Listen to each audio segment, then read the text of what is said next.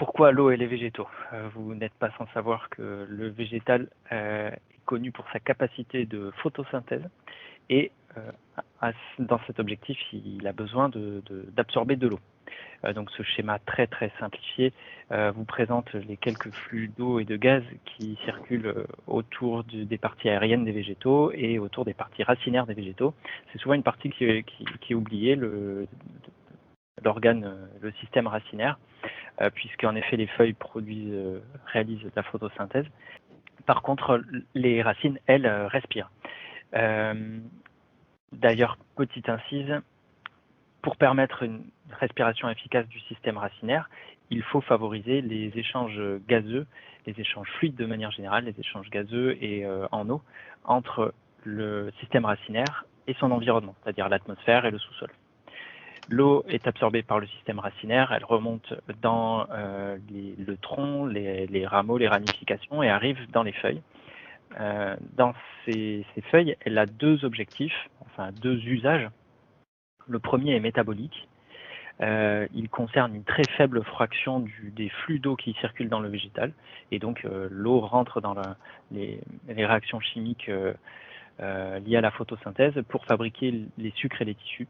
Mais ça n'est vraiment pas l'essentiel de la consommation, de l'utilisation de ces flux d'eau, puisqu'une écrasante majorité des flux est utilisée pour le rafraîchissement. La photosynthèse générant une énorme quantité de chaleur, le végétal est obligé de rafraîchir son système foliaire en évaporant de l'eau. C'est d'ailleurs très efficace. On peut noter qu'un chêne en plein été peut évaporer jusqu'à 500 litres d'eau par jour. Et s'il fallait reproduire le pouvoir rafraîchissant de ce chêne avec des climatiseurs, on serait amené à utiliser la consommation électrique quotidienne de 2 familles.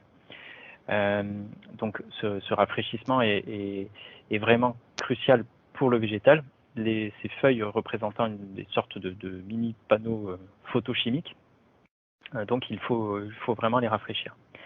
C'est d'ailleurs une propriété que l'on utilise en ville, puisque le végétal est planté et tout aussi utilisé pour rafraîchir l'ambiance urbaine. Alors, descendons loin dans le sol et dans vos souvenirs de pédologie pour parler du lien fondamental entre l'eau et le sol qui démarre avec cette notion de texture. Cette notion de texture. Donc, la texture, c'est le diamètre des particules qui composent le sol. Donc, on les classe généralement en 3 grandes catégories, argile, limon et sable. Les schémas en dessous de chacune des catégories sont vraiment des schémas de principe, non contractuels, mais ils présentent la manière dont se disposent les vides au sein de chacune de ces catégories. Donc pour les argiles, qui sont des particules très fines, on voit que le vide en blanc est beaucoup plus étroit, la porosité est beaucoup plus fine dans les argiles que dans les limons ou dans les sables. Et cette propriété est vraiment importante à retenir puisque c'est le principal facteur de comportement de l'eau dans les sols.